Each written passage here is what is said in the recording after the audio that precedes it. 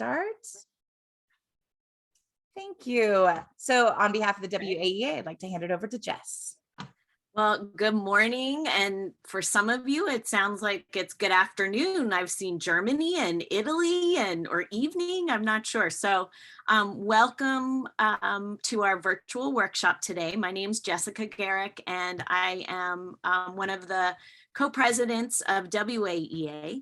And I have the pleasure of introducing Maria Coryell-Martin, whom I think I have known maybe for 10 to 15 years now. And she is originally from Seattle, lives in Port Townsend now.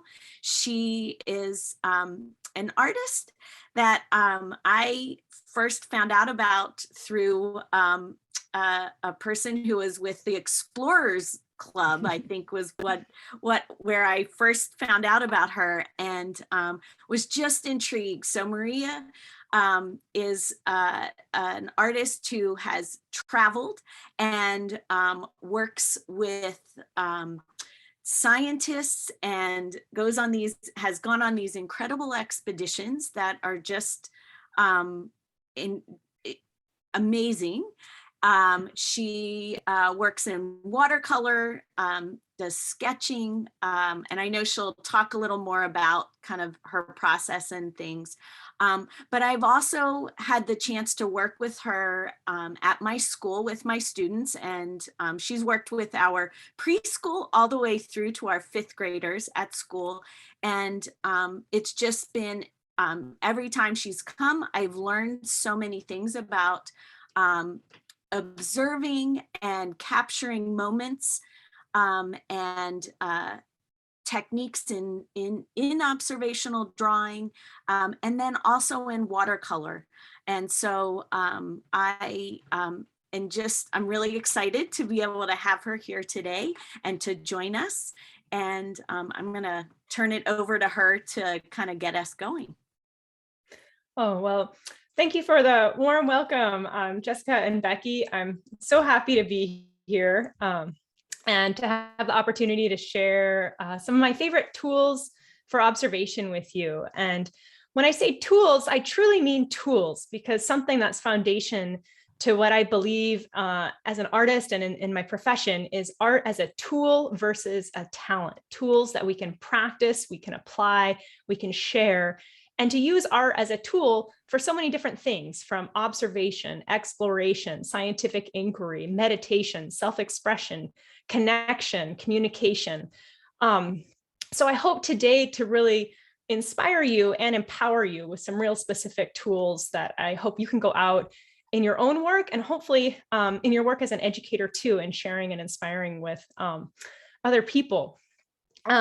So in our workshop today, I'm going to share with you a little background of my art. I've got a little presentation, and then we'll have the opportunity to practice together some hands-on sketching. So I hope you all have a couple supplies with you. I'll go over shortly more of the ones I have, but even some office paper and a pencil at the most basic, or a pen, is plenty to participate more if you want to have watercolors or some additional supplies with you.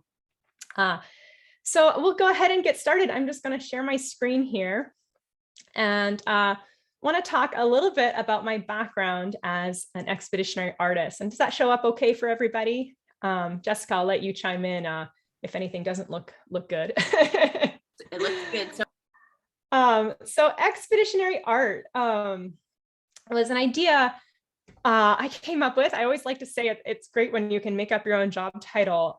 Back when I was in college, and in thinking about bringing together my different passions for art, science, and getting outside and having adventures. This is out sketching about 100 nautical miles off the northwest coast of Greenland in the middle of Baffin Bay during a collaboration with University of Washington scientist Kristen Lydra, which was just a fantastic project.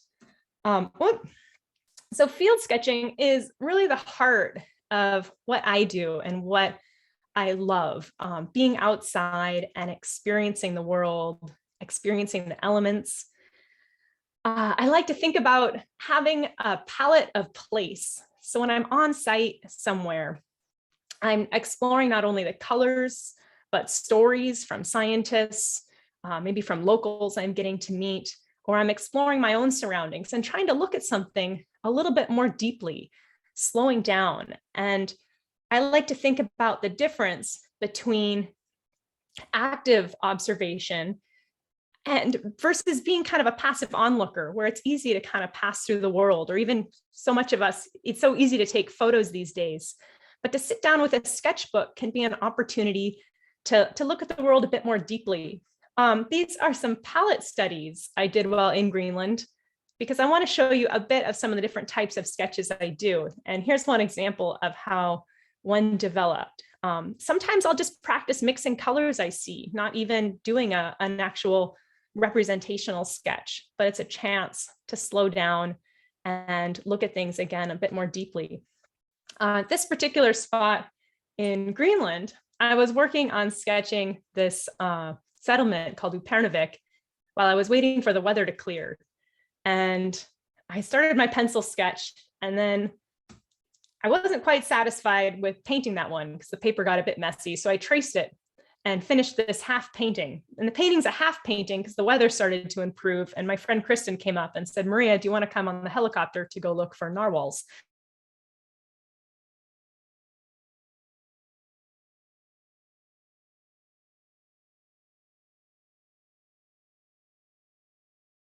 Of the field work, traced it again, and did a final studio painting. So for me, I'll sometimes go a bit deeper from field work to studio work.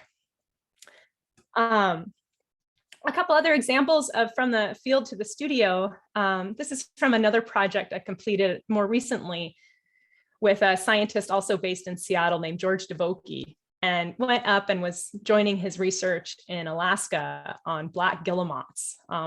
He's got this longest running field research. He's had almost 50 consecutive years studying these birds on Cooper Island, and it's turned into a real, showing real support of evidence of climate change. But the little painting on the left, I completed in the field. Then I came home, started working on it in the studio, doing a small piece before turning it into a large 40-inch wide painting, 20 by 40 of the eggs. So again, for me, the field work is the foundation. Here's another example of that from working with George, of completing a field sketch, which turned into a studio study, and then a 20 by 32 studio watercolor.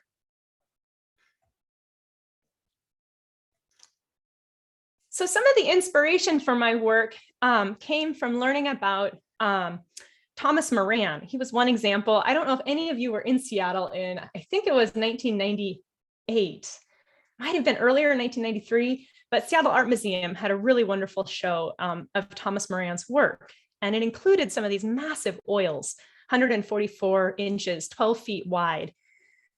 And in addition, I wish I had some examples to show you, but they also had these watercolors that he did in the field that just had an immediacy to me. But it had an impact on me in thinking about the power of art. And Thomas Moran's work helped inspire the establishment of the National Park System. And so I'm thinking about these visuals and art as a means to move and inspire. Another artist who has inspired me in my work is Edward Wilson. And Edward Wilson traveled on 3 Antarctic expeditions with Robert Falcon Scott, where unfortunately on the 3rd one, trying to reach the South Pole, he died. But what I really am like about Edward Wilson is he wore multiple hats. So he wore the hat of the ship doctor, right? So he was a capable, cheerful guy to have on board a ship. In addition, he was a scientist. He's an ornithologist focused on birds. So was this terrific naturalist, and he published one beautiful book called Birds of the Antarctic. And then finally, he was also an artist. And so he did not only studies of the birds, he brought back these just illuminating watercolors where we had so many black and white images coming. And here were watercolors made on site down in Antarctica. So that idea of approaching a subject from multiple perspectives has stuck with me. And with that has come my interest, I think, in art, science, and education. And finally, I am always inspired by the work of Emily Carr, Pacific Northwest-based painter, British Columbia, whose passion was exploring the forests and also had real deep relationships with native villages up and down the coast. And one of her passions was working to paint totem poles in their native settings at a time when there was just so much tragedy coming to these villages and so much pillaging going on as well. And so for me, thinking about her work as both documentation, where her paintings are recognized as part of this documentary record, and she's just this intrepid woman going out, and she had this, you can see this little RV called the Elephant that she'd get towed up and paint. And so I really admire her sense of adventure. So art as a tool, for me, I always love to draw and sketch, and thinking about a tool for self-expression. This is me expressing my feelings about cleaning my room to my father. I think, and I had some really fortunate opportunities with my family as I grew, in particular staying some in Japan, where my father was invited to teach. My father was a remote sensing oceanographer with a focus on sea ice, which is part of where my ice interest comes from. But when I was 10, 11 years old, we lived in Tokyo for 7 months and befriended a really wonderful brush maker, traditional paintbrush maker named Mr. Sakuma, just brilliant man. And he and his family and colleagues really helped take me under their wings. And you can see that picture of his wife chopping off my ponytail when I must have been about 11 years old before we left Japan. And he gave me this paintbrush as a coming of age gift and said it was a tradition in Japan for paintbrushes to be given to children as this coming of age. And it helped me have the realization of just art as a tool for communication and bridging language barriers, and really affirmed to me at an early age how important art is to how I explore and interpret the world. Moving on through high school and college, I always found that whenever I drew things, I remembered them much more vividly, and they could be such a tool for learning and exploring. And these are some cards I've completed of more than 70 I've made of a little naturalist project I had, and I wanted to learn about birds. So I began drawing them. And again, just that art as a tool for learning and engaging with the world and with science. And then finally, education. This is me working with some of the kids, probably fourth graders at UCDS. It hasn't been enough for just me to want to do my own work, but I love helping inspire other people to get outside and to just take that time to engage with the world, be active observers, and above all, have fun. You know, sitting out and especially going out with a group can just be such a delight. So challenges to sketching outside, right? It can be the weather, right? We need to be able to protect ourselves and make sure we're comfortable. Packing sit pads, warm clothes. I've learned to sketch here. You can see it wasn't too cold, so I have my right hand glove off. But some of the challenges have meant that sketching outside, I've learned to work really quickly. And that's something I'll encourage you to practice today as well, is working really quickly, protecting yourselves from the elements. What we're sketching might run away. So getting prepared for facing the elements, and then of course, bringing plenty of snacks. Here's the painting I've completed on another trip down to Antarctica as artist in residence of emperor penguins. And I didn't quite finish painting the penguins because the paint was freezing right on my paper. One trick I have learned is to add a little bit of vodka or gin to my watercolor water to lower the freezing temperature. Now with spring finally coming here, I don't think it's necessary. Although if you're in the Northwest, we did have a crazy hailstorm. What was that, a couple days ago? So tools, I wanted to share with you briefly, and then I'll jump to my desktop view. The art toolkit, which has grown out of my field work. So this has now become a company that I founded and grew out of my work with my sketchbook. Every time I'd go in the field, I'd start sharing my tools and putting them together. And so now use the art toolkit. It's grown into its own company, and we manufacture and curate field sketching supplies with 3 different sizes of watercolor palettes and different sizes of sketch kits. And we did make a little special coupon code just for you all with the WAEA 15 for a 15% discount through April 30th. And we're also really passionate about supporting education. So just this past week, I've been working with my daughter's school, which conveniently is across the street, but helped set up the classroom, the art teacher, with a whole set of pocket palettes, which we can do some very deep discounts, as sometimes we have factory seconds and some bulk discounts.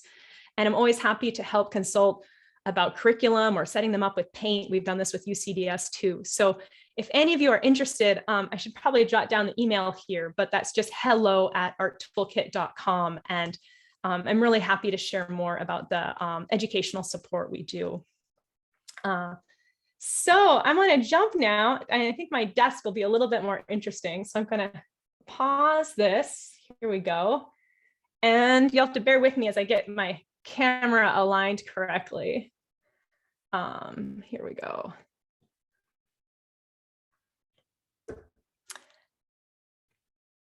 And that was a real quick peek for tools, and I'll show you a little bit of what I'll be using today. And thought I'd pull out my art toolkit here. So let's see. Everybody should be able to see my desktop okay. So I really believe, you know, the art supplies you'll use out sketching are the ones that you have with you. So I believe in keeping it simple. And my favorite daily carry that I use is what's called a pocket art toolkit, where everything fits in this very simple little pouch. And inside this, I'm sort of a chronic overstuffer. It's been very durable, as I've had this one for some time. I carry a water brush. And if you haven't tried a water brush, these are such a cool travel tool because they have got a reservoir where you can put water. Oh, I see Becky's holding up. Oh, some of you have water brushes. And then one of my favorite tricks for filling them up is to keep a syringe in my sketch kit, because then when you're like out, whether in a park or in your backyard, you don't want to be like dumping your water bottle into your brush, because right, your water is kind of a precious thing. So you can just squeegee, you know, suck it up, or if you're like near a pond or even want to paint with seawater, and then you can fill your water brush really easily. So these can take a little getting used to painting with a water brush, but they're so cool. And my favorite towel that I've used for just years in my studio and sketching are these blue shop towels. And these are just super durable, and they're really soft, and you can oh, I love it. We've got Jess holding hers up. You can even rinse them out and reuse them. So I use them in my studio just because, you know, I don't like to use things that are throwaway. So I've really loved these blue towels. Some other things I have in my kit that are useful, little gator clips. And these are helpful not only for clipping your sketchbook open or clipping your pages down so they don't get blown in the wind. Wiggle this one out. But also while sketching, I'll use them to clip like a little palette up. So this allows me to even sketch standing up if I'm working on a page, or if I want to clip my palette to a little board. So I love little clips.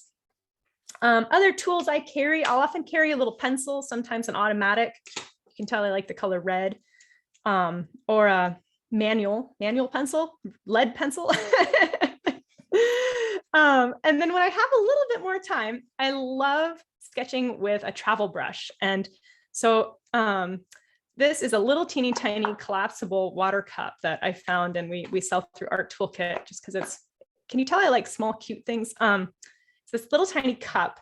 And then there's a company we found, a brush maker in England called Rosemary and Co. And they just make these beautiful brushes in all sorts of different shapes. And sometimes a paintbrush just gives a little bit more of a dynamic, more calligraphic mark than a water brush.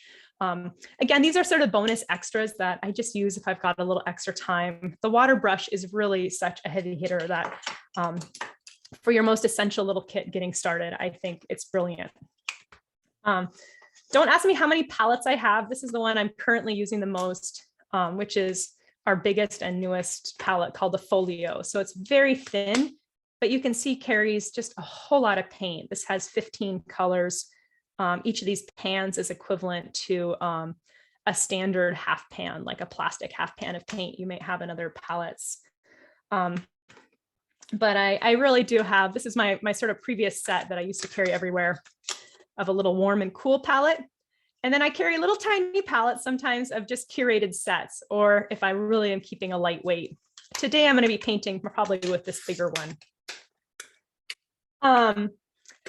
And paper, there's so many different options for paper. I usually recommend people sketch on something like about 90 pound, so that it's like a mixed media paper at least. You can use heavier watercolor paper, and I do have, floating in my studio a lot of Arches paper, but I find that dries more slowly outside. So I'll usually carry a sketchbook. I've got some various ones. Just for fun, I'll show you my current one I've been filling up is a moleskin Japanese album. So it's accordion style.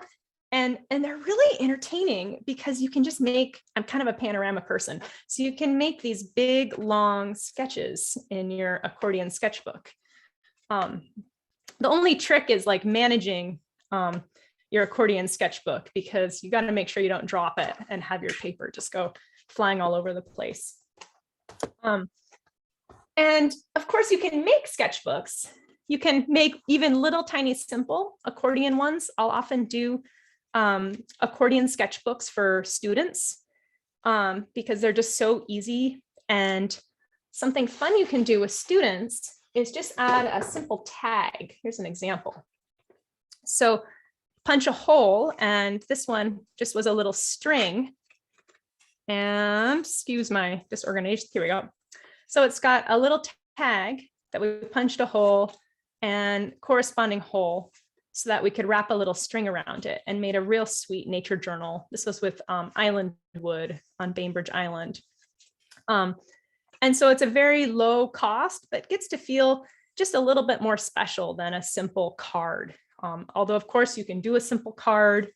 I wish we had time to even think about complete variations on book binding, but there's, I can send a couple resources of some book binding books I like. This is a very simple sketchbook I made for one nature journal. I used to make a lot more hardbound books for my sketches, but there's so many nice options that you can buy as well. So it comes to personal preference. But I wanted to show you one more thing, because I think it's a fun idea, which is if you like to work more loosely, you can make yourself a bit of like a sketchbook binder journal too. And so this is an older one of mine where I would do my work on some loose pages, and then I could pop them into my sketchbook. And I hand covered the binder too. So it felt really true to me as an artist. And then some of these I even pasted in, where I would be working in a little smaller sketchbook, and I sort of collage style pasted them in. Here's some more pasted pictures. So these are just hopefully, I hope, some ideas to help inspire you to think about, whether with you or your students, some different types of nature journals you can make to get started outside. For the sake of you seeing things today, I'm going to work a little bit larger in one of just my studio sketchbooks. Finally, I wanted to just demo a couple pens, and then we're going to get started sketching. I love and typically use waterproof pens. And so I like the waterproof usually because you get this great look of the watercolor over the ink. You know, they're kind of graphic, bold. I like to think about the ink as the bones, and then the watercolor brings it to life. And the basic one I often have used in the field, this Sharpie pen. It's just a fine pen. Maybe you've used Pigma Microns are good too, though I find a fine pen is a little bit more durable. But you know, this is a throwaway pen. So I'll use this more if I'm somewhere where I don't want like a pen to explode. Sometimes when I'm traveling over mountain passes, or on an airplane. I shy away a little more from my fountain pens. Depends how much attention I want to give them. Right now with my family, my attention can be a little more limited. But this is a lovely fountain pen that I like. This is called a Kakuno by Pilot, and I've filled it with some carbon black ink. Something I like, some pens kind of scritch and scratch, and I personally like that. You might hate it. But this pen to me is a fun one. Waterproof, or it can be filled with either or, waterproof or water soluble. Another fun pen that's also waterproof and a little variation is a brush pen. And this one's also refillable, comes with sweet little cartridges that last quite a while. It's called the Pentel brush pen. And you can get sort of finer, darker marks, and then moving it quickly, some really wonderful gestural marks. And so I think this is a really neat range of mark and bold lines. So a great pen to travel with. Finally, this is a cool one I just learned about last year that I've been playing with. And right now I've got water soluble ink, which I want to show you because it's actually really fun also. And this is, what are they called? Flat, it's made by Pilot. And we've got them on our website. I might have to get you a little link because the neat thing is they're designed for calligraphy. And so they've got this real flat edge and then a fine edge. So you can get these really marvelous, varied kind of marks if you twist them a little bit. And you can fill them with waterproof ink, but the ink they come with can blend out just beautifully. So if you ever want to do color or some tonal sketches, just like, ooh, it's a gorgeous, gorgeous ink. And you can experiment with your pens at home because you might find a pen that you like sketching with and just take a brush and see how the ink behaves. So whenever I go to a bookstore, I'll often carry a little water brush and a little scrap piece of paper so I can test out a couple things. This one, this isn't too special of a pen. I thought I'd demo a little bit with it. It's just a little bigger and bolder than the Sharpie, and I thought you'd be able to see it a little bit better. Oh yes, all of the things, art supplies, where it's so easy to be an art supply junkie because they are so fun to play with. So I want to pause now and talk about some of the elements of a page, and then we're going to go out and I'm going to give us a little inspiration from Port Townsend. And when I think about page layout, I think about three big elements. One element is just writing. And I find that if I can title a page or even a sketch, it can help sort of ground it and give it a chance to feel almost more kind of official, but giving it a title. And when I'm outside, I like to think about the W's of the who, what, where, when, why. And then I always add weather of what the weather is. So if I'm getting ready, maybe here I'm thinking about Port Townsend, and you can experiment and have a little fun with your writing in maybe making it, expressive, giving it a chance to appeal to you, whether maybe doing some block writing, big and skinny, all caps, wide, giving yourself a chance to play and have fun in all aspects with your sketchbook. So here I've got Port Townsend. Maybe I'll do the date up here, April 16th. I love to be consistent, often in a sketchbook, but on the other hand, also, this is something I'm going to remind you to remind yourself all the time. Practice, not perfection. It's just about filling your page and having fun and sort of seeing the whole page through. Let's see here. I'm just going to say it's about 10:30 a.m. Maybe you've noticed the weather where you are. For me, we've had a calm and clear. I'm gonna say an optimistic 50 degrees. I hope. So a little bit of essential info. And so one element of our page, we've got our notes. Another element of our page that we get to add, or at least think of adding. Remember, these are tools. We get to apply them however we want. Are those color swatches, like the ones I showed you from Greenland? Oh my, here I have a messy palette. In case you've wondered, I rarely clean my palettes after using them. So to wipe them off, I give them a little wipe with a brush and then a wipe with a towel. And so color swatches are another page element and can be a great way to warm up. Maybe you're looking up at the sky and just thinking about what colors you see in the sky or the landscape all around you. And you just take a few quiet minutes just to practice mixing the colors you see. So that's another page element, can just be simple color studies and giving yourself that chance to begin filling that blank page. I often think of the concept that I think is from chemistry of activation energy, of sort of the additional energy it takes to get something started. But once it's started, there you go. And I feel the same way about art sometimes, is it's just the getting started. Once I'm going, I get into the flow. So color swatches. And then finally, the third element is sketches. And with a page, I really love to play with boxes and borders. So one thing I do is I make a little viewfinder when I'm looking out at the world. And I do this by touching my palm to my nose and the other palm facing out. And I can kind of zoom in and zoom out on things. So I'm going to pull up an example we'll look at in a minute. So here we've got this nice little dock on Port Townsend. And I might want to see the, most of the picture, or I might want to like zoom in here on the dock, or maybe I want to be more vertical, a little contortionist with my hands and see a little more of a vertical view, zooming in and zooming out on different portions.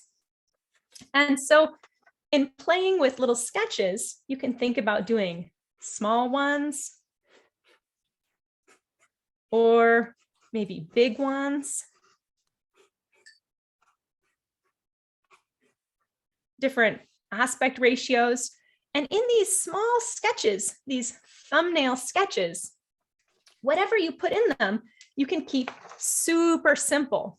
Coming back to this example, maybe I've just got a little bit of Whidbey Island out here in the background, a little bit of the beach, keeping things, just getting some of the simplest shapes, a couple of shapes of the sky, maybe this little one, looking out at the dock.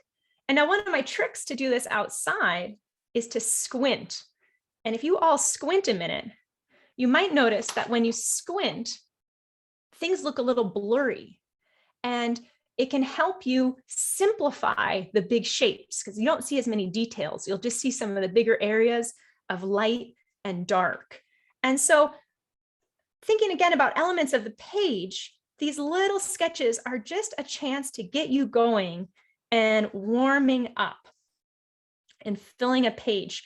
And before I give you, I'm going to share my screen for a minute and give you some time to dive in with some of that beachside inspiration. You can think of, as you're laying out pages, different ways you might divide up your page to include these elements. You might divide your page into thirds. Oh, snake eyes. I like snake eyes for squinting. You might imagine your page into thirds, vertical thirds or horizontal thirds, and thinking about where to include your title or some paint swatches. You might just imagine dividing your page in half. Here I've got kind of a half and half, kind of how you're grouping those different elements. In addition to the title, I might kind of have a section of notes where I begin writing, I notice. And here would be a chance to begin to use my five senses, the sound of the waves, what I'm feeling, what I'm seeing, and a chance to fill in a little bit more of my page with some notes. So I like to think about putting these pages together as some of that initial sense of place. And again, these big three elements of text, including a title, some of our essential info, color swatches, and simple thumbnails. And when I say simple, I truly mean simple. So, and then we can add color, but I'll show a little, I can demo a little color. If you want to start sharing a little color as we get started, you're welcome to dive in. But I'm going to give us just a quiet minute to listen to the beach here at Port Townsend, and maybe start filling out your page with these different elements and practicing.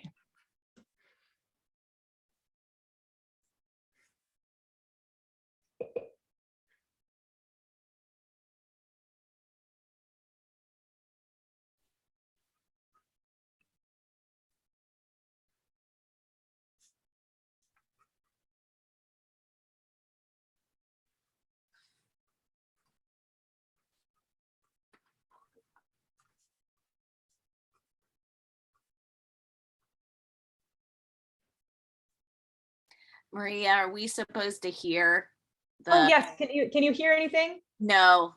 Oh darn. Okay. Let's see here.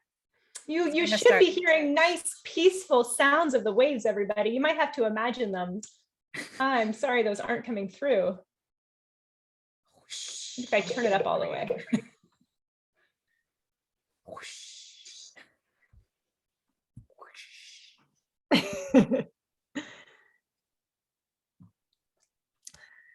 So I'll keep this up on the screen one more minute, but maybe you can take a minute and try doing some of those color swatches just to start warming up. If you don't have color with you, you can just write some of the notes of the colors you see.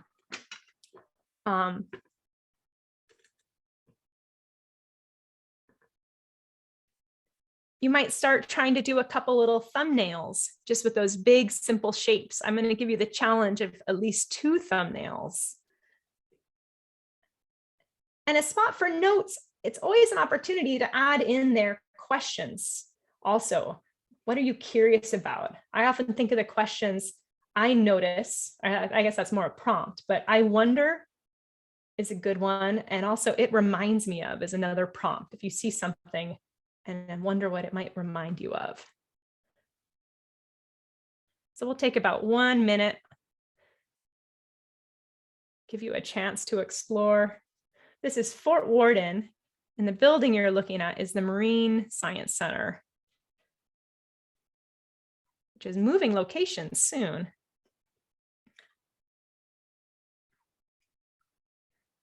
Remember, practice, not perfection. We're not going to be spending a ton of time on any different material today. So we're going to imagine that we're just cruising right along. So you're going to have to work quickly.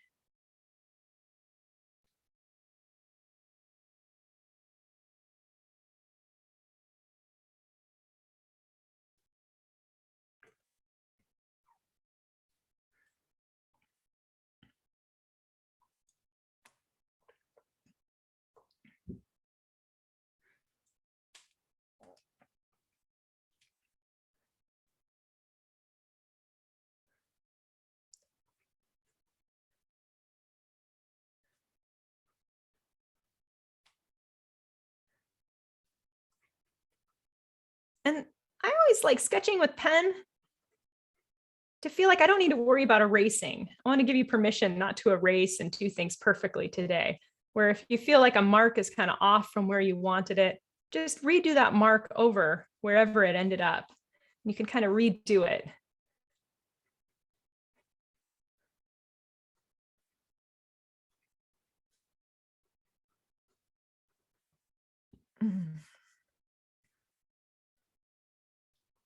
When I think about observations too, this is probably a little harder for you in your house looking at a picture of a beach. So you might have to imagine, or maybe this is something you can practice later this weekend, is I think about what I feel, both what I might be literally feeling, whether the wind out in my face or just the weather, to the sense of calm I might feel in a space, and just really helping to ground me where I am.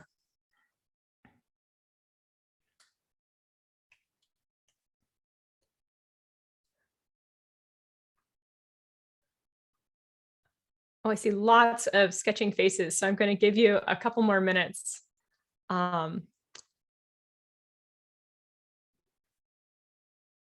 before I end our image share. And I'll put a couple more notes on mine. Maybe a couple more swatches too. I'll demo this as well, but one of my favorite ways to mix grays are mixing together a little blue and brown, particularly a kind of darker royal blue, like an ultramarine. Play with some different grays. I love grays.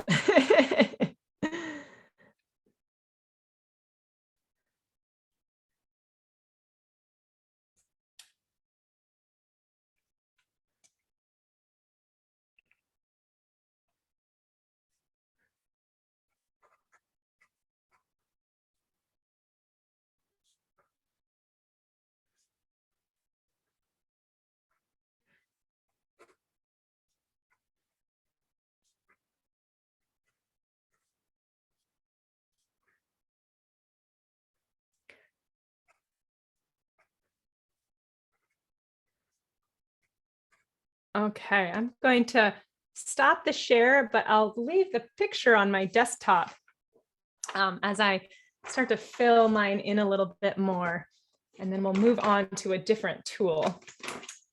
Let's see here. Make a little space. So hopefully I can share everything at the same time. Okay. Keep this. Hopefully you can all see that if you're still working from it. So my page, I ended up with a whole row of swatches. Sometimes they might turn a little bit more into a grid. I filled in my 3 little thumbnails, added a little color up here for fun, and have some notes. And I find these thumbnails are pretty dang simple. Again, remember, advised you, oh, Tara, thanks for the tip on the audio.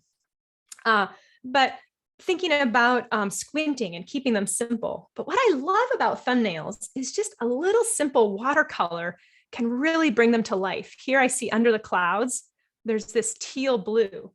Now, some of you may have more practice with watercolors than others, but you may know that when you put 2 colors of watercolor right next to each other, they can make trouble.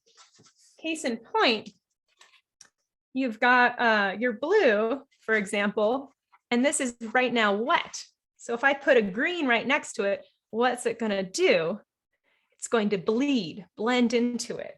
So while sketching quickly, if you don't want your colors to bleed together, you can leave just a little tiny white line between them, a little space. There I didn't give quite enough space on one part, but hopefully that'll give you the idea.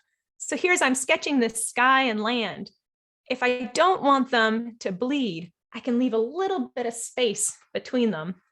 Or I can also go work on another little sketch too. So those are a couple things I think about while outside, are working on multiple little areas at once. Whoop, I didn't get my sky sketched in on that one. Or leaving just a little bit of space. Here I'll look at the sky, the watercolor, which I notice is just a little bit more bluish, darkish, purplish. Woo, a little much. As I'm adding color, one thing I'm doing, this is really a simple sketch, but I am varying the color a little bit.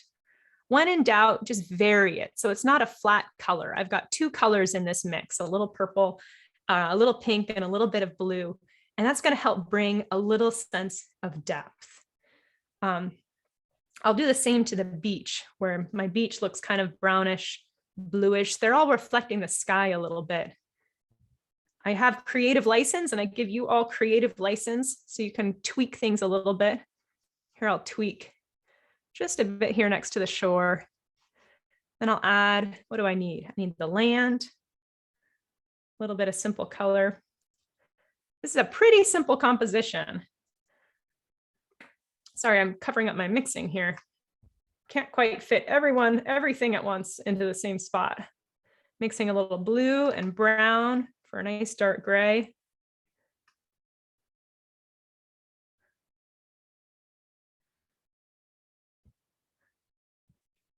And I got a little bit of blending, but that's okay. And I'm gonna just put a few more grays into the sky, keeping it loose. Remember, we're just getting the idea, big idea. And I'm going to add a couple little darks to show some of the waves. And my notes are going to help me remember what's going on here as well.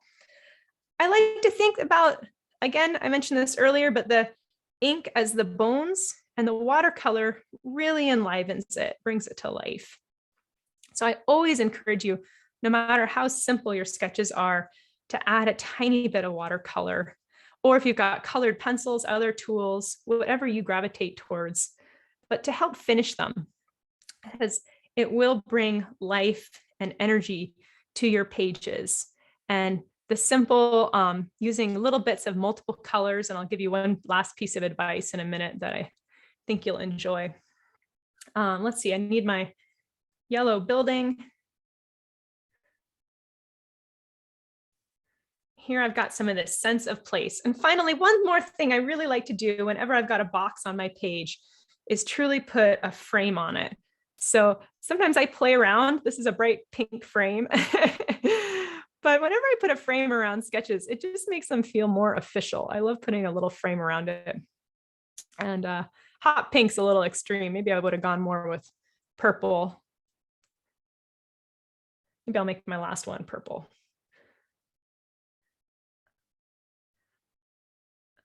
But a way to enliven your page, make it yours, gives it more of a window that you're looking through.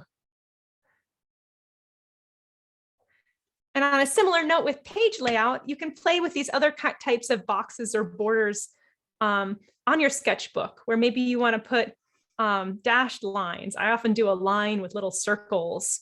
Maybe you've got little arrows pointing towards things and helping make your page a little bit more interesting. Here I'm labeling this is the Marine Science Center, this particular swatch.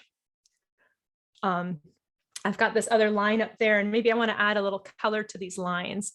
And these are all part of really starting to enliven what was a pretty dang quick page and quick sketch. So again, coming back to those simple elements of text, swatches, and small thumbnail sketches and putting together a page. I thought I had one more little example to show you. I love putting these boxes around sketches so much, even in a little sketchbook. This is a moleskin, waiting for the ferry, and having that little thumbnail box just contains it in a way I really enjoy. Here's another example of some other little boxes I do in my sketchbooks to help contain these little sketches in what I find to be a really pleasing way. Well, we could probably spend all day here, but I do want to move on to some other sketches. If any of you want to hold up anything you've been working on for a quick gallery view, I'd love to just have a peek. If you'd like to share, I've just gone to my gallery view and oh my goodness. Oh, I love these. Isolda, I love your view out your window. Some of you have used my inspiration. Some of you have used what's out your window. Jessica, Jess, I love yours. Logan, thanks for sharing. Joanne, Colleen, love these mix of sketches and thumbnails, colors. Oh, thank you so much for sharing. I'm so glad you've been able to dive in.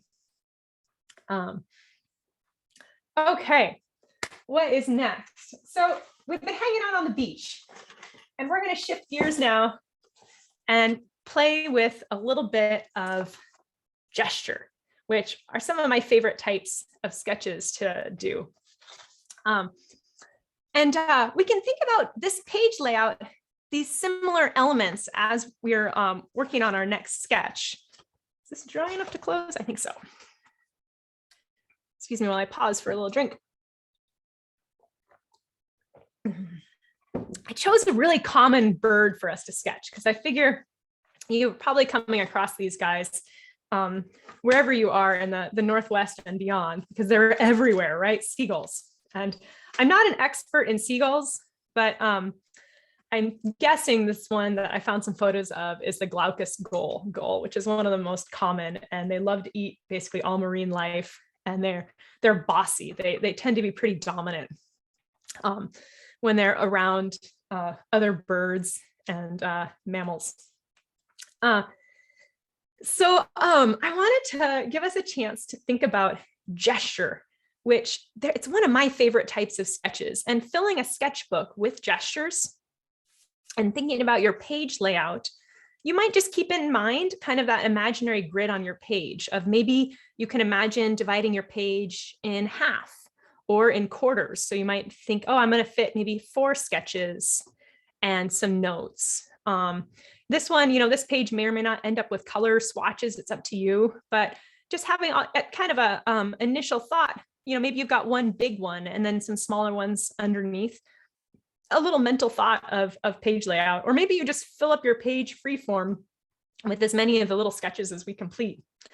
So gesture sketches, probably familiar for some of you, but to give you a little overview of them, with gesture, we're looking at the big idea of a subject. So again, squinting, we might see some big shapes, like basically these seagulls are kind of big footballs with little oval heads with a pointy beak, right? Like that's the big shape of this bird, kind of a football, oval head, pointy beak, little stick legs. There we go.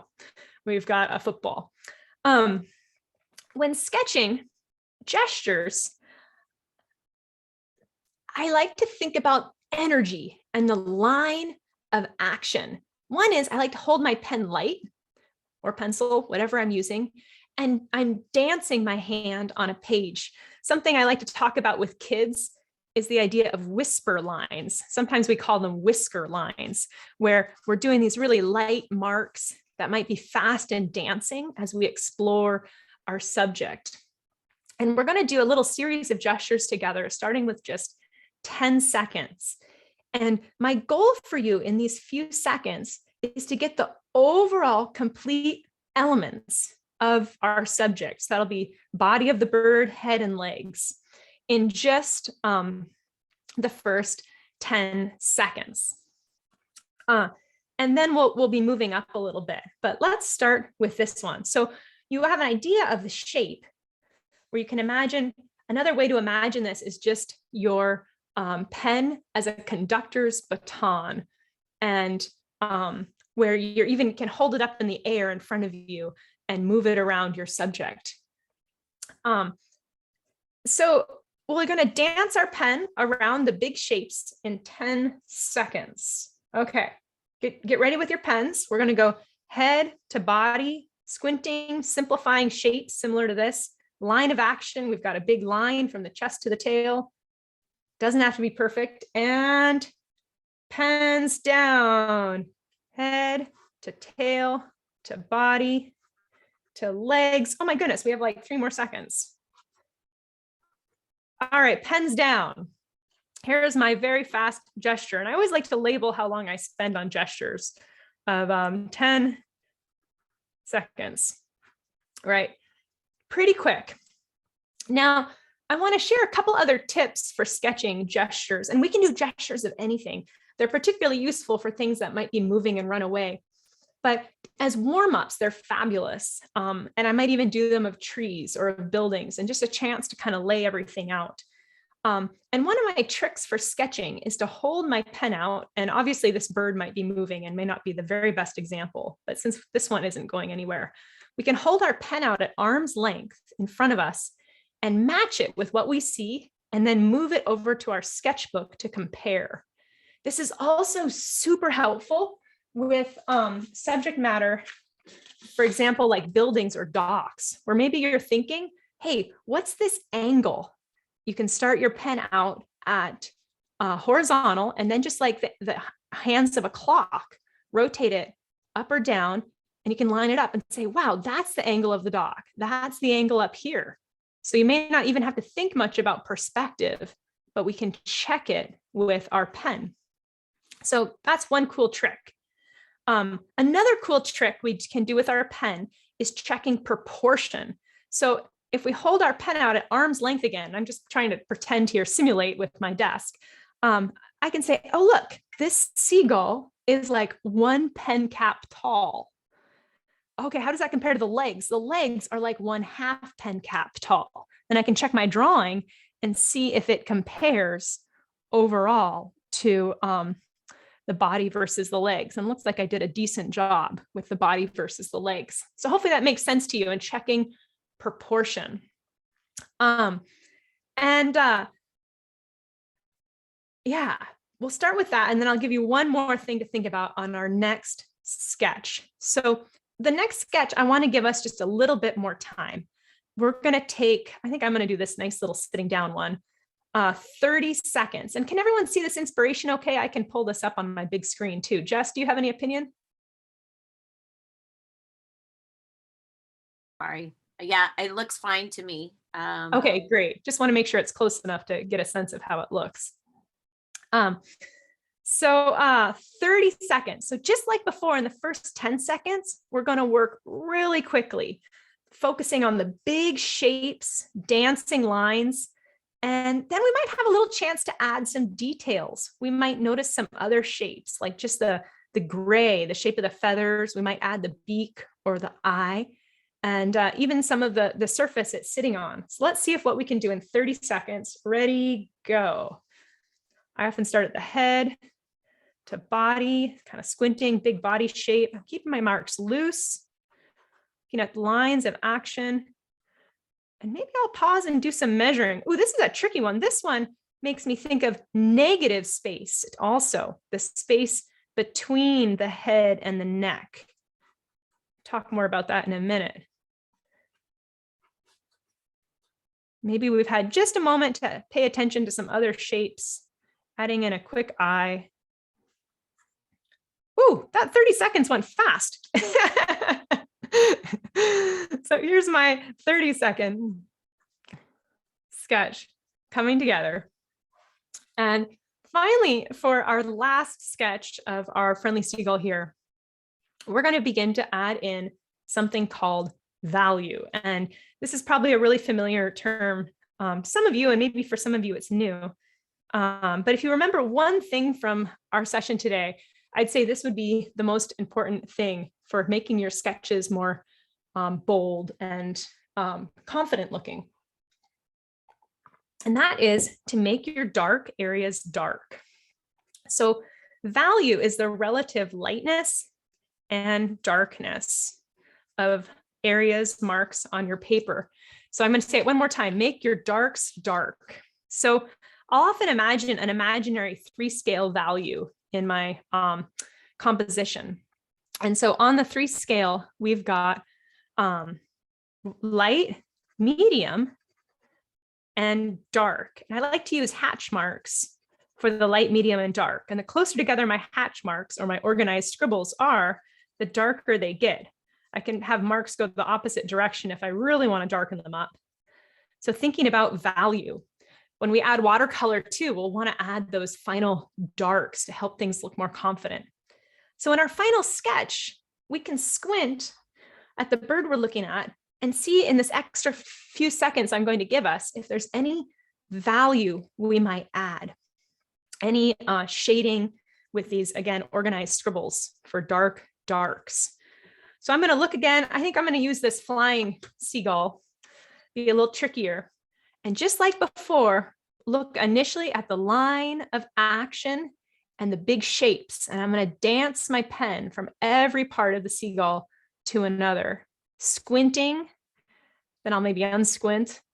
I'm going to try and pay attention to some angles. I might measure, checking angles. It's got some great angles from the tail to the wings.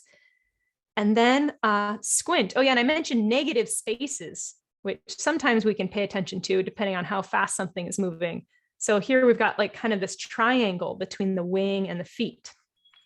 Okay, so we have a lot to think about. So that's why I'm going to give you 1 full minute. All right, on your marks, get set, sketch, dancing around. Woo, let's see, where am I going? Where am I going? I'm going to get the head, get that tail, line of action. This one's trickier. This one's trickier. Squinting, just getting the big shapes. I'm trying to get the whole figure done in just that first few seconds, because now I've got a full 40 seconds to start to develop this a little bit more. I'm going to add in these feet, nice and dark, And I'm going to squint, and I love some of these lines in the feathers that are giving it a little sense of energy. A little sense of movement, adding the dark eye, bit of the go.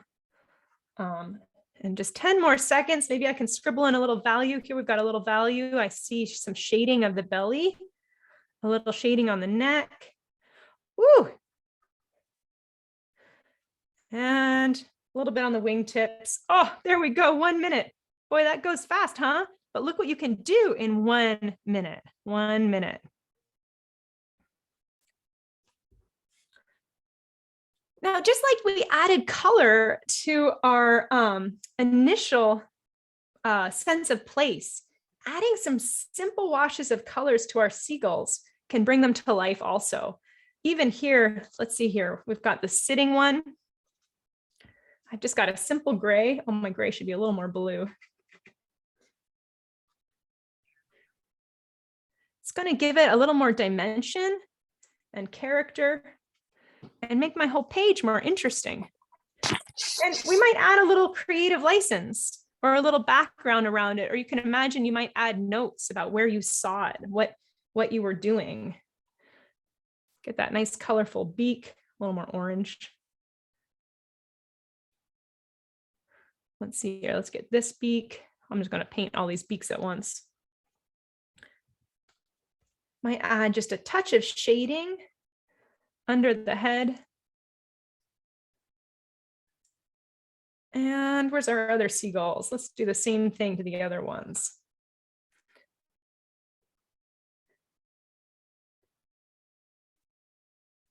And there are simple, very fast sketches in just a minute start to come more to life. Let's even add a little blue around them. Remember, if I don't want my colors to bleed, I'll leave some little white areas just to sparkle. Nice to have a pen that dries quickly.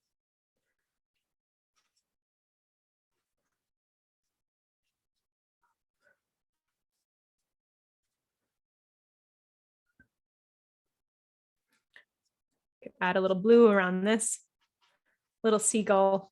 So gesture sketches are something I really encourage you to practice, whether you're outdoors or maybe you're at home with your animals or your family. And just doing a few, they're just a terrific chance to warm up, build your hand-eye coordination.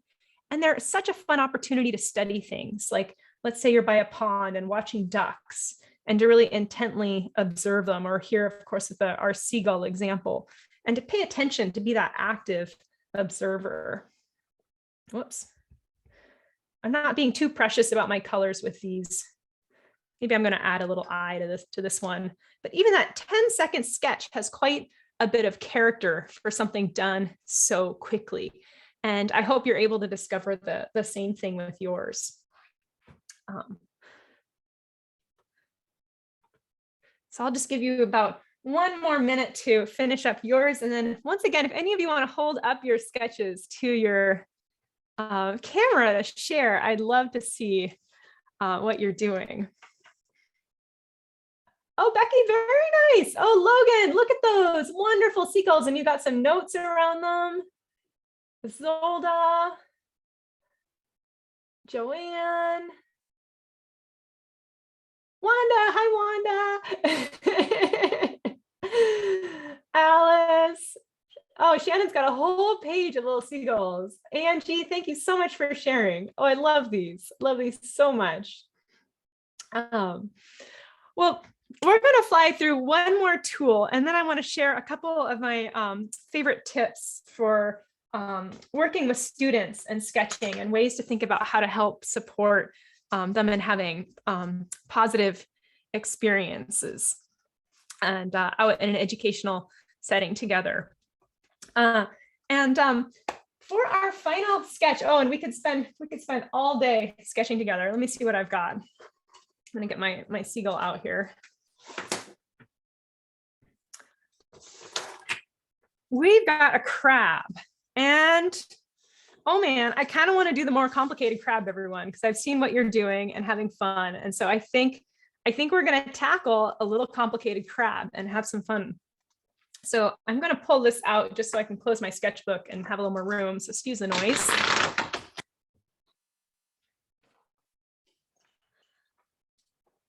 And we're going to practice a contour sketch. Dungeness crab. You've probably seen a lot of these, or the crab shells on beaches in the Northwest. And we're going to imagine having a subject matter that we can slow down a little bit with. So again, today is just about tools, and we've thought about page layout. We've practiced sense of place. We've practiced some gesture sketching, and we're going to finish off with some contour sketching. And we've been enlivening everything with color. And so for contour, where gesture was all about speed and these light, fast sketches and big shapes and the energy, with contour, we're going to slow down and look at line and outline. And I will pull up our little simple shell for a minute, because I think we have time for 2 contour sketches. And I think we'll start with an easier one for the first, because the first one is something that some of you may have done before, and that's a blind contour sketch. And I just like warming up with a blind contour sketch, because again, sometimes art and being outside, it's about having a tool to loosen ourselves up, bring down our inhibitions, get into our sketchbook, and get that hand-eye coordination going. And so for this first sketch, you're going to put your drawing tool on your paper. You're not going to look at your paper. You'll keep 100% of your focus on your subject. And we're going to go around every line and contour we can see. Kind of sometimes with kids, I say everywhere an ant might crawl. We'll think about some of the lines on the shell, all these little hatches, the outline. And you can go ahead and get started when you're ready. But the trick is, we're not going to pick up your pen or your pencil and not going to look at our paper. So it might end up a little weird. But give yourself a chance to wander around, and it's going to feel a little bit more slower, a little bit more meditative maybe than our first rapid sketches. In and out and around, maybe finding some of these little dots and patterns that we might outline.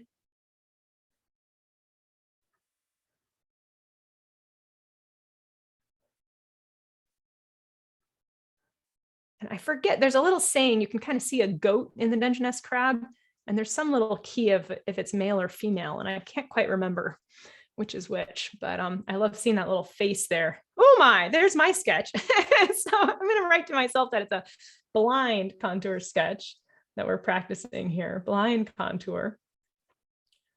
Next, we're going to shift gears from a blind to one where we're peeking. And let's go ahead and pull up our little more complicated one for fun of our next Dungeness crab. And here's a couple little facts I found out about the crabs while I was looking this up. They might molt 6 times a year in their first 2 years of their life. So many of these crab shells we find are just the molted shells. My daughter was really happy to learn that they're not just dead crabs. And they can grow up to 9 inches across, and females lay up to 2.5 million eggs. Holy moly. So we're going to do one more contour, but this time I'm going to let you peek at the paper. And I still encourage you to keep your pen on the paper, because it's going to just keep you tracking your subject all around your page and really focusing on lines and outlines. But with this more complicated shape, it's a chance or figure to pay attention to these negative spaces as well as the positive. So you might notice the relationship between the claw and the arm up here, in noticing this sort of trapezoidal shape, or kind of this triangle in here. So get a starting point for yourself. I'm probably going to start with the mouth.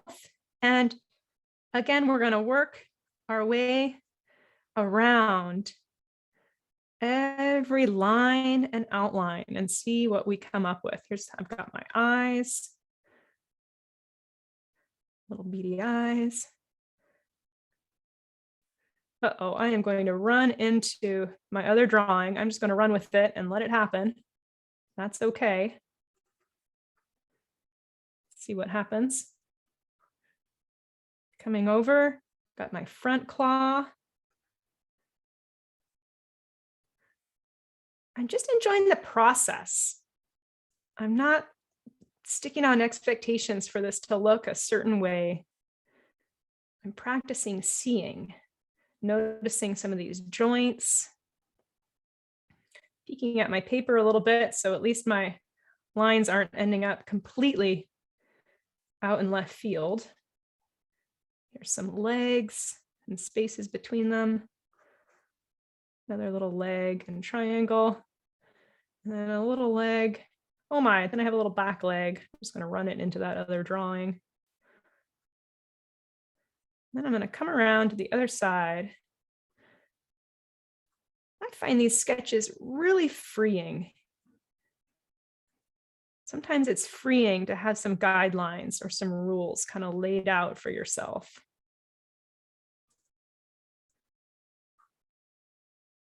Because I get to let go of other sort of sense of expectation of how this should look. Seeing the joint. Big claw in front. And I've got one more big claw to come around and do. Seeing some space. That big pinchy claw.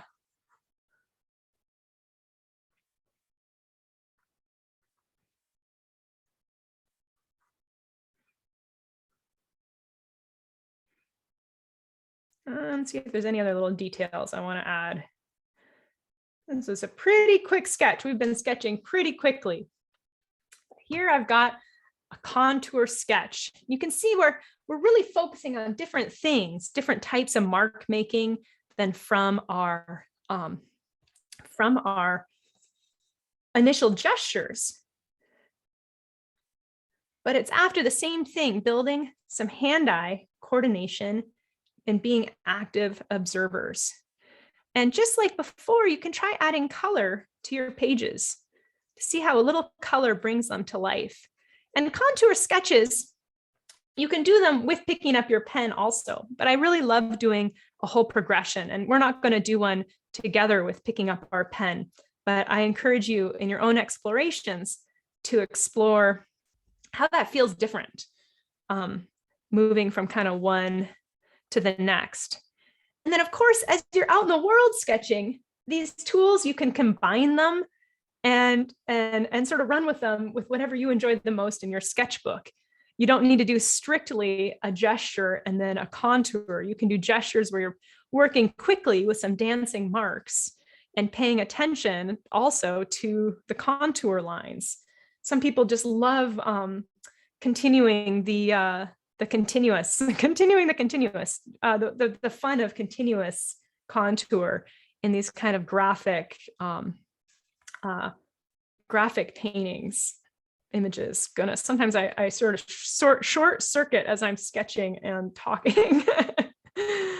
I've just been noticing the nice complementary colors in this crab of kind of purple and yellow going on. Add a little bit more color in here. And then remember what I mentioned about darks. Make your darks dark. You can look at your sketch and think, are there any areas, if you squint, that are really dark, where you might give it a little punch, like between the mouth, the eyes, a little bit of shadow underneath.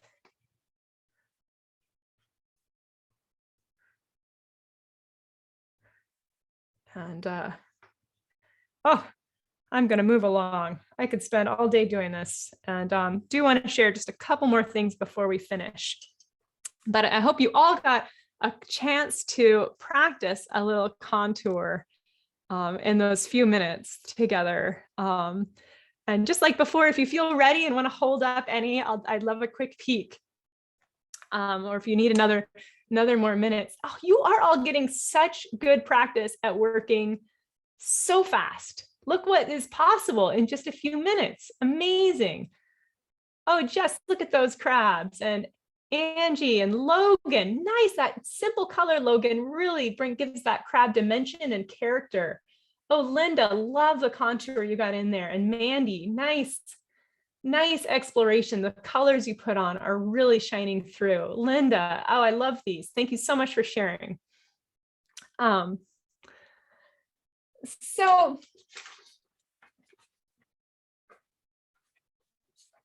we've just got a couple more minutes, and then I wanted to leave a few minutes for questions. I'll leave this crab up a minute more in case you want it for some reference. But I want to share with you a few tricks and tips that I've learned with teaching that I really enjoy. One is when we're out journaling with kids and practicing sketching, I find that timers are super useful. One timer I like for my studio, this is called a little time timer, and it's just very visual, which I like because it's got this great big red swath and you can turn on or off a timer. Of course, just your watch is helpful. But I might be out, say, with a group of like 4th or 5th graders on a beach and try and get them just to be quiet for like 3 minutes and give them that like specific amount of time. The gestures I think are so fun because then we've got the specific, hey, here's what you can do in 10 seconds, 30 seconds, 1 minute, 2 minutes. And the great thing is if you go through gestures with kids, you've got then a parameter, something to compare and say, hey, oh, there goes my time timer.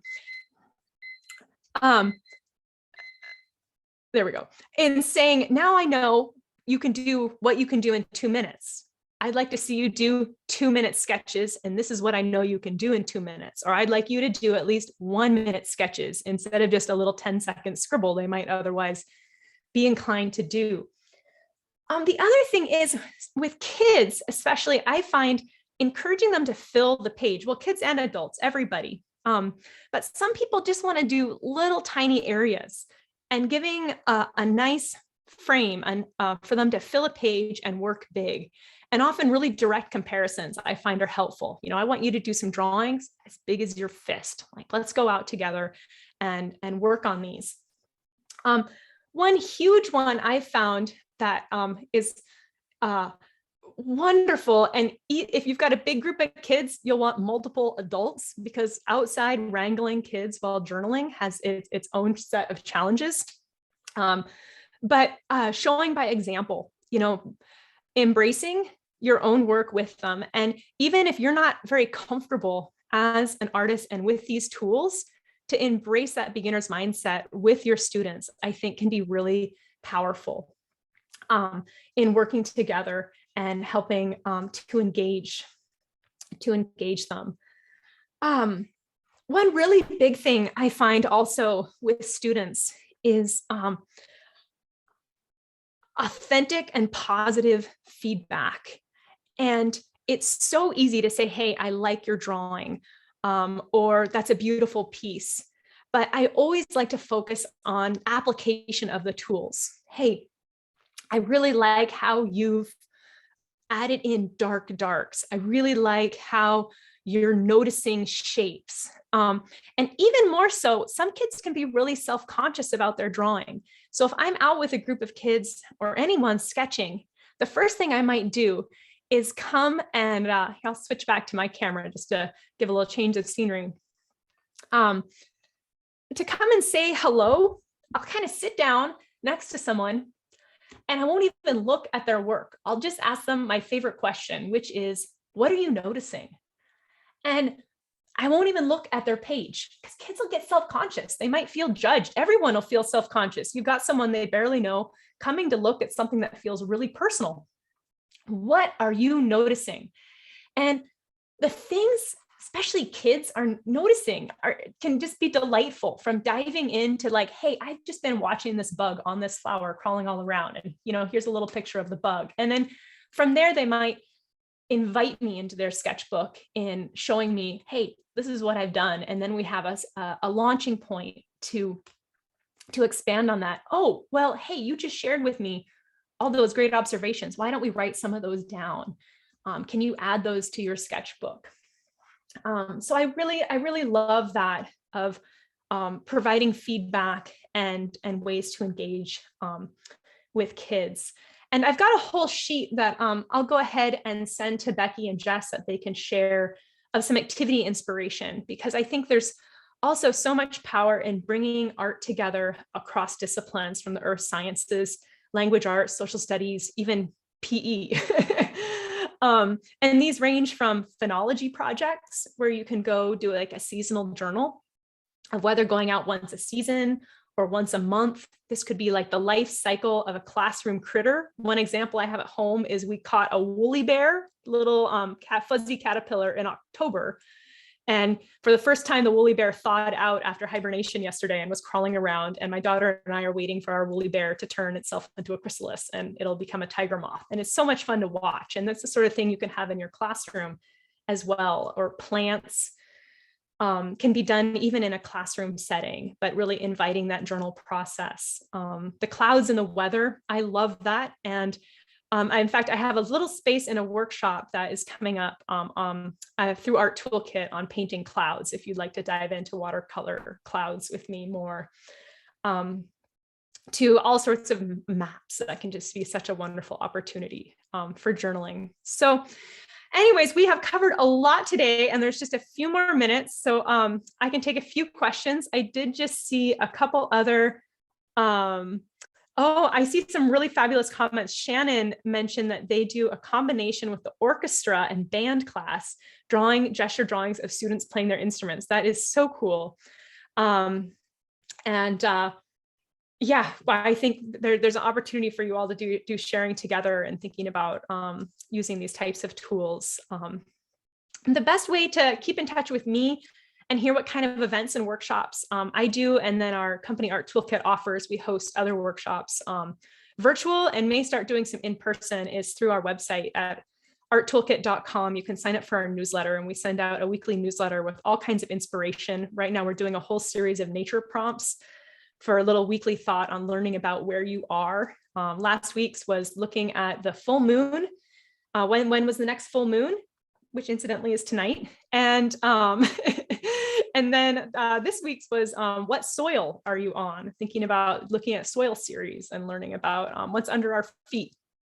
Oh goodness, well, I'm seeing some questions, so I'll try and answer a couple of these.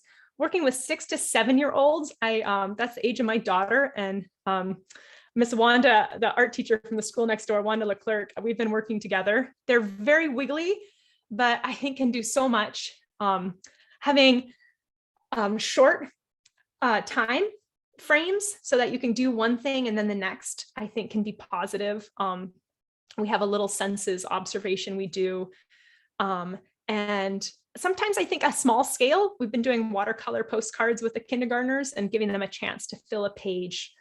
And I wish I had time to share the whole virtual expedition I like to take kids on, but I have some indoor nature journaling activities too, which maybe I'll have to write a blog post on. But if you've got a field trip walking, having some opportunities to pause for maybe like art snacks, where you've got a 5-minute break and seeing what they can do on a page in their journal with some sketches and maybe some simple sounded out words of that thought of trying to take a couple things they're noticing, maybe one thing per sense or something of what they can do in 3 to 5 minutes, and kind of build up a little catalog. Yeah, any other questions, or if someone wants to raise their hand and to talk out a question, or if you've got any other comments, that's wonderful.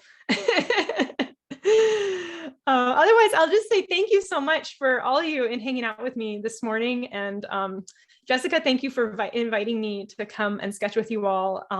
And I hope you all keep in touch. And Can I ask one question? Mm-hmm. I thought this was fabulous. What do you advise for people who are interested in getting more into this, like organized groups? Like, do you consider yourself an urban sketcher? Or yeah, I mean, you're not urban, I guess, like nature sketcher. Like, is there groups out there? That's a great question. So there's fabulous urban sketcher groups basically around the world. I know Seattle Urban Sketchers is a really big community, and there's usually Facebook groups for a lot of them. There's a big nature journaling Facebook group also. I forgot And to what's mention on that our, called? The nature one? 'Cause- I'd have to look it up. I can try and send you, if you search it, it's one of the big ones. John Muir Okay. Laws is a really fabulous resource. And on our Art Toolkit website Learn page, we have over a dozen free demonstrations also we've done with a whole range of artists. So we offer both paid workshops and then a lot of material that we just hope to help inspire people. Do you do any on location classes? Because that's something I want to get into, is doing this when I'm on vacation. Have you ever done any classes where you go somewhere? We may start doing some. We started really launching more of our teaching platform on our toolkit in the pandemic. So I'd say right now we're kind of like in this new world of figuring out where we're going to be navigating it. But some of the instructors we work with, one is a woman, Chelsea Ward. Sketchy Notions is her handle on Instagram, and she takes people to Italy, and we've worked with artists who range from all different regions. So you might enjoy checking out our demos with them. And Yeah, well, definitely. Thank you so much. This was incredible. Loved it. thanks for joining us. And yeah, hope you all have the rest of your day. And remember, practice, not perfection. And in the words of my first grade teacher, who was the really remarkable Aki Kurose, a creative person is never bored. So I always think about exploring the world through art and science. Have fun. So take care, everybody. I love that. Thank you, Maria, so much. And from the WAEA, we will see you next month for our May virtual workshop. Check out the website and Facebook for more information. If you would like to present in May, let me know. All right. I will talk to you guys later. Have a great, safe weekend. And if you celebrate Easter, have a great, glorious Easter. What happened?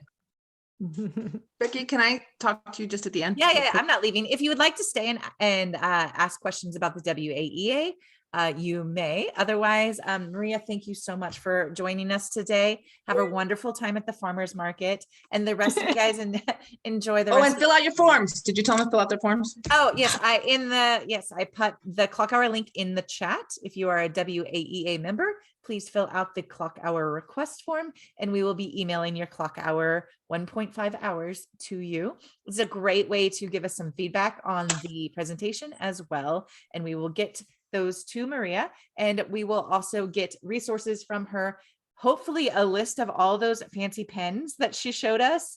And as a reminder, she did give us a coupon code for her website, and I know I might be spending all my Easter basket money at her website because I'm so inspired right now. I have never drawn a crab so well, so thank you. Thank you so much, Maria. It was so wonderful to have you. Take care, everybody. Thanks again. Bye. It was good to see you all.